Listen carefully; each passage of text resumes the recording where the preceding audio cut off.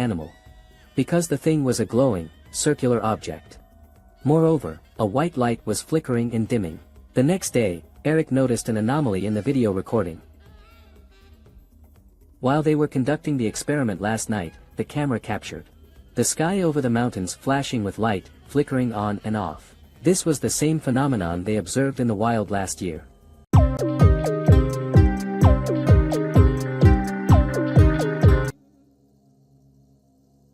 At an altitude of approximately 1,700 meters above the ranch, there is a high level of radiation energy. This has led to the idea that there might be hollow structures underground. In other words, the radiation energy above may be coming from underground cavities or a spatial gateway. To verify if this hypothesis is correct, Taylor and others shifted their focus from the sky to probing underground. They plan to use various methods to explore the underground areas of the ranch. The first method is ground-penetrating radar, which sends radio waves into the ground. The waves will bounce back upon encountering any solid objects or structures. The second method involves resistivity testing, but it hadn't even begun before the strange phenomena at Skinwalker Ranch appeared again. The security guard's phone keypad suddenly started pressing buttons uncontrollably. At that moment, they discovered the ground-penetrating radar's battery had suddenly dropped to half. Fortunately, this battery level didn't affect the radar's operation. Meanwhile, another team began the resistivity testing, and it went quite smoothly. In the end, they obtained a raw data chart. Additionally, they conducted another ground-penetrating radar scan at Ranch 2 in a separate area. The data chart shows that there seems to be a pipeline underground. And it is less than a meter deep. What's strange is that this underground object and the well seem to be on the same line. It is filled with something. It could be muddy water or something else. It looks really bad. But it has a foul smell. So there is something inside. Yes.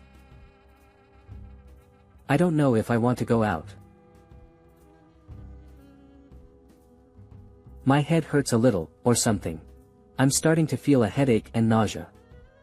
It might be the smell, or the bacteria, or something else. Then why don't we leave here? So we should go back to a place with more airflow. I'm not sure what it is, but I realize that I have this dosimeter in my pocket. Okay, maybe we should check it. 120. That's high.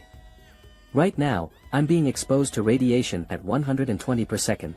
It's like getting 20,000 full-body X-rays at the airport. That's 5 times the legal limit allowed per year. This place isn't safe, we need to leave quickly. Alright. What happened at the second site really shocked me. Then, the next day, I noticed strange red spots on my hands and head. I went to the doctor, and he confirmed they were radiation burns. I'm fine now, but I'm really eager to know the final results of our underground radar scan, to see if something underground caused this. The next day, they analyzed the data from the ground-penetrating radar. The image showed several arcs. According to experts, the reason for this pattern could be the presence of massive stones or structures like tunnels underground. Then, Taylor connected the apex of each arc in a straight line. Unexpectedly, it formed a jaw-dropping pattern. The pattern turned out to be a massive butterfly-shaped structure. After calculations, the structure was found to be around 300 meters long. It is located about 5 meters deep in the ground. Everyone was very excited about this measurement result. Everyone wanted to know immediately what that massive object was. Is it related to a UFO? To find the answer, some suggested digging. But they were violating the ranch's taboo, so no one dared to proceed. In the end, they called old Gofugel. Gofugel was also very excited about this strange occurrence. He ultimately decided to dig to find the answer. But before digging, they had to ensure proper safety measures. So Taylor and the others, following Fogel's instructions, began strengthening security on the ranch. For example, they installed more cameras to ensure complete coverage of the entire ranch. Then they brought in experts to conduct a full radiation test on Ranch 2. Strangely, the well where Taylor had previously suffered radiation exposure, no radiation was detected this time. To put everyone's mind at ease, they even invited a local Native American shaman to the site to conduct a blessing ceremony. Afterward, Taylor's team felt that all the precautions were in place. And they brought in the excavation team. However, the excavation team didn't just start digging with the machinery. Perhaps they still had some reservations about the ranch's taboos. They first conducted drilling samples at Site 2. After discovering any radiation phenomena, they activated the drill to go deeper. Soon after, the drill head suddenly made a loud sound. It seemed they had hit a very hard substance and could no longer drill down.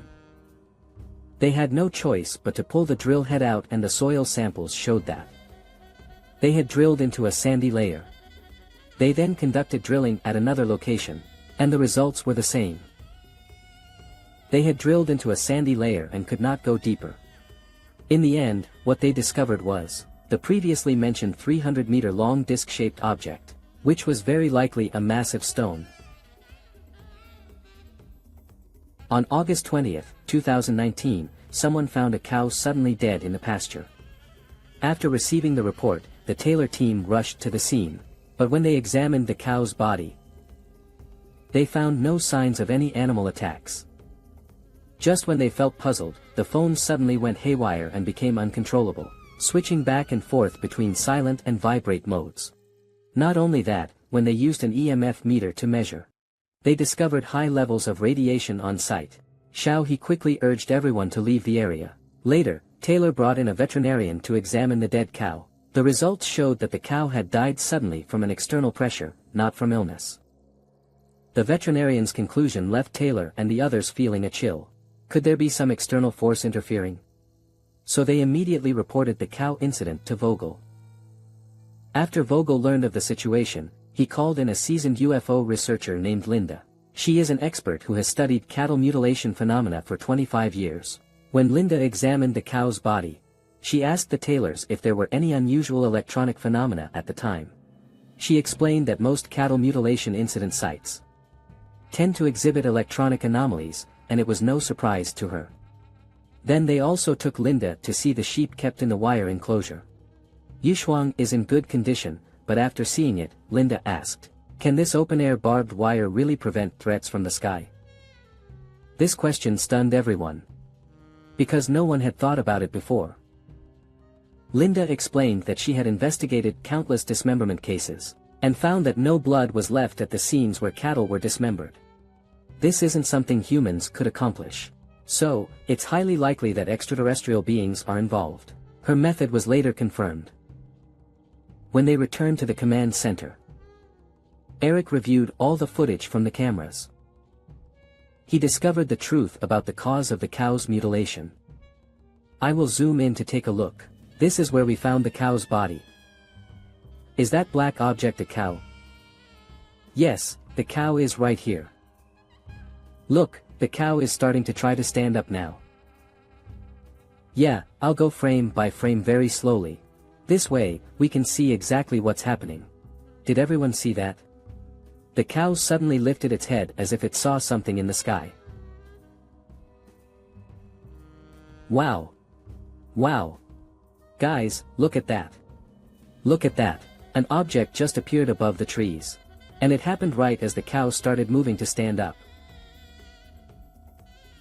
And it moved a great distance in just one frame, 0.04 seconds, at a very high speed. It was at the exact moment when the cow lifted its head. At that moment, the cow reacted.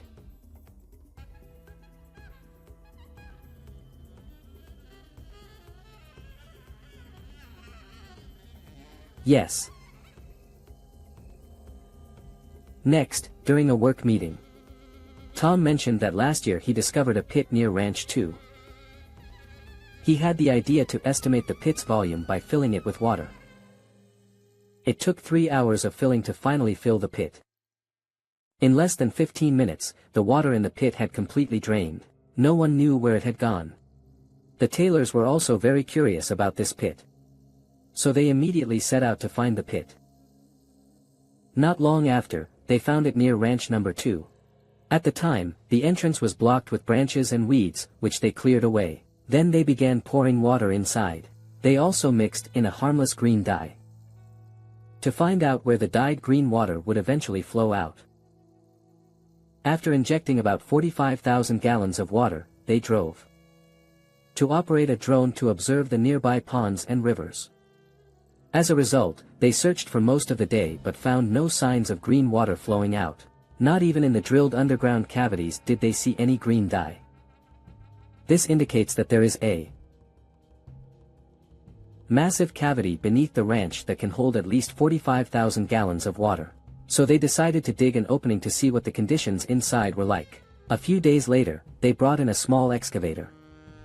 But shortly after starting, security personnel noticed his phone had suddenly unlocked itself. Then it began uncontrollably switching between apps. It even seemed like it was attempting to dial 911. Tyler was utterly shocked by this. He knew that not even NSA personnel could instantly crack Apple's encryption technology. So this couldn't have been the work of hackers or any human. However, this small glitch didn't affect the excavation work. When the dredger reaches the maximum depth, an unexpected scene appears before the workers. There are no caves at the bottom of the pit as previously thought. Instead, there is a large amount of clay. However, the clay has water-blocking properties. Since there is a significant amount of clay here, it should theoretically be able to hold back the water. This should make it difficult for the 45,000 gallons of water to drain away. Where did the water go? Everyone was drenched. Afterwards, a civilian researcher named Ryan came to the ranch. He told the Taylor team about his strange experiences at the ranch. One time, while photographing in Skinwalker Forest, he saw a UFO.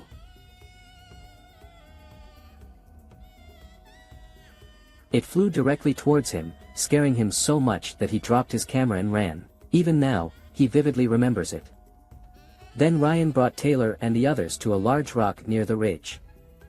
When Ryan was filming here at that time, he discovered strange symbols on this large rock. After observing it closely, Taylor and the others felt that the rock only had a simple symbol. However, the symbols below appeared to resemble the Big Dipper. The one above looked more like Draco. Additionally, there was a triangular pattern next to the symbols. This reminded them of Sherman's nephew, Stephen. He often mentioned a triangular portal that appeared over the ranch. Could it be connected to this phenomenon? And could the book indicate that the Dragon people will visit here tomorrow?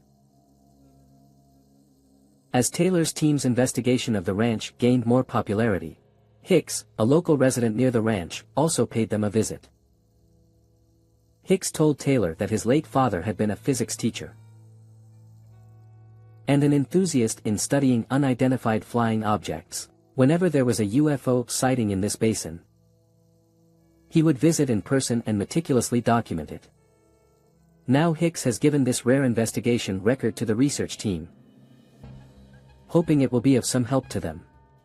Additionally, his family mentioned that in the early 1990s, he came here to investigate a cattle mutilation incident. Upon arriving at the scene, he noticed his compass was constantly moving.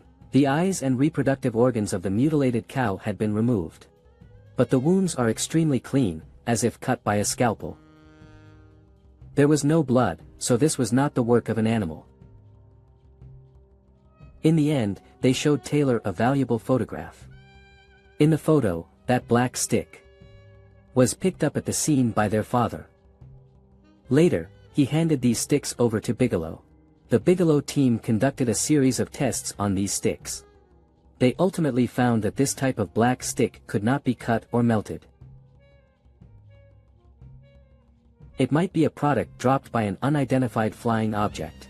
It could be some kind of energy cell or something similar. Later, Taylor speculated that these black rods might be metamaterials. Metamaterials are a type of man-made material that doesn't exist in nature. Their potential applications are vast, like in optics, medicine, aerospace engineering, and even stealth technology. After the Hicks family left, Taylor successfully connected with a former member of the Bigelow investigation team, John Alexander. He is also a retired U.S. military colonel. Taylor and others believe the colonel's words are trustworthy. The colonel told Taylor that one day while he was climbing a ridge to observe the terrain, he suddenly discovered a light spot emerging from the ground below. It rapidly expanded into a huge sphere of light and then disappeared into the air. The location where the sphere appeared was near Ranch Number 2.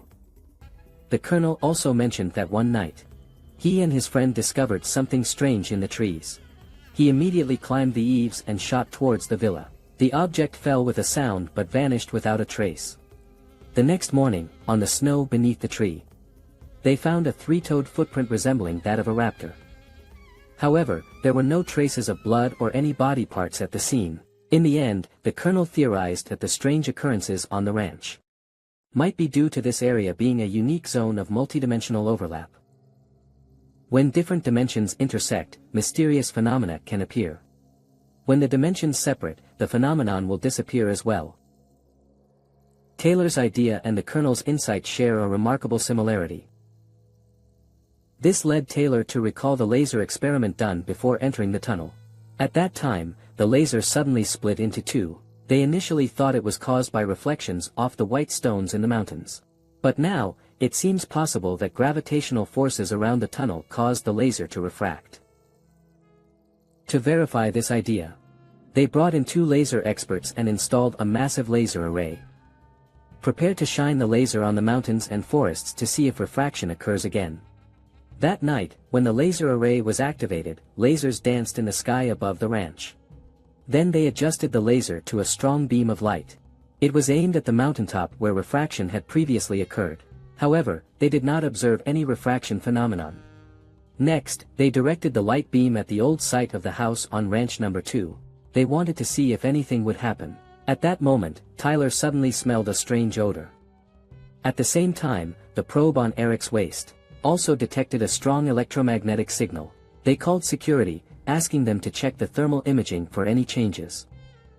Security responded, saying that aside from a slightly elevated temperature above their heads, everything was normal. Taylor and the others immediately looked up at the sky but noticed nothing unusual. However, this laser test did not yield the expected results. Unwilling to give up, Taylor brought in a LiDAR specialist. Preparing to conduct a comprehensive scan of the house at Ranch Number 2, the expert brought a handheld laser scanner. As long as you move with it, the scanner can generate highly accurate 3D data. The expert and Eric then scanned the house and its surroundings. Afterward, the expert imported the scanned data into the computer. Soon, they obtained a 3D model of the old site of the house at Ranch Number 2. The outlines of the house and the surrounding trees were clearly visible. However, the interior scenes of the house were notably absent. The expert clearly remembers that he and Eric entered the house holding a scanner. But for some reason, there was data loss. He had never encountered a situation like this before. This unusual incident made Taylor consider using non-technological methods to investigate the secrets of the old house on Ranch 2. Soon after, Taylor invited a shaman priest, who reportedly has the power to communicate with the spirits of the earth. The pastor believed an ancient spirit had made the old house on Ranch 2 its home. It exists in a world invisible to humans, essentially in another dimension. To confirm his theory, the pastor attempted to communicate with this spirit of the land. At that moment, Taylor suddenly noticed in the sky an unidentified object shaped like a sphere. It flickered briefly and then vanished. Right under the sun, in that part of the sky. You see it, right? It appeared again over there. And then it disappeared. And each time, it's in the same spot. After that, they drove to the second pasture. After the pastor found a good position, the two began setting up various devices around to record any potential strange phenomena. By this time, the sky had darkened, and the priest was wearing a headlamp. At this moment, Taylor noticed a dramatic change on the thermal imager's screen. The trees above seemed to be heating up. To confirm this phenomenon, the group began walking toward the old house. Sure enough, as soon as they reached the front of the house, they felt as if they were stepping into an air-conditioned room. But aside from the temperature difference, they didn't notice anything unusual. Everyone was confused by the sudden drop in temperature. Eric decided to go back and review the footage from the cameras. He wanted to see if he could find anything. Sure enough, when the footage reached the point of the temperature drop, He noticed something at the bottom of the screen. There was an unidentified moving object that flashed across the bottom. It was a deep purple color, indicating that this object had an extremely low temperature. Clearly, it was not an ordinary object. To uncover the truth, they returned to the old house at Ranch Number 2 the following night. They set up surveillance equipment. Then, they played a recording of the pastor reading scripture. Soon, the strange temperature phenomenon reappeared. They went inside to check. They found that the thermometer, placed there moments earlier, had moved. The thermometer outside the door remained in place. Originally on the windowsill, it was now lying on the ground. Suddenly, Tom ran toward the woods, shouting that he saw something moving. Hearing this, everyone quickly followed. They finally stopped at the edge of the woods. Tom said he just saw a white object moving in the woods. Before it slipped into the bushes and disappeared, Tom insisted it wasn't an animal, because the thing was a glowing, circular object.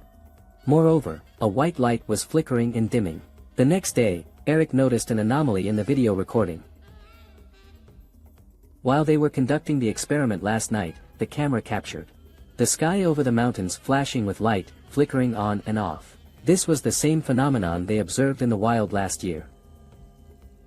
It seems that the scripture the pastor read indeed triggered some signs. At that moment, Tom's phone received a signal. It appeared something was trying to infiltrate the ranch's network system. They began checking the spectrum analysis reports. They discovered the ranch was covered by an unknown signal. Taylor determined that this spectrum signal was not naturally occurring, but man-made. Taylor ran back to his trailer. He had recently installed an antenna to detect the source of unknown signals. Soon, the antenna pinpointed the signal source to the southwest. But at that moment, Tom suddenly felt unwell. He drove away from the scene. Meanwhile, Taylor felt his mind slipping into a dull blank state.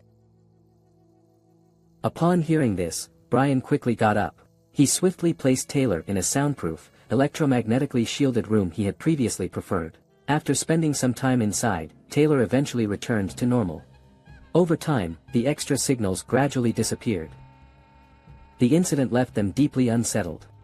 What puzzled them was that, apart from Tom and Taylor, no one else seemed affected by the signals. So what will Tyler do next? Did he find a way to use radiation against them?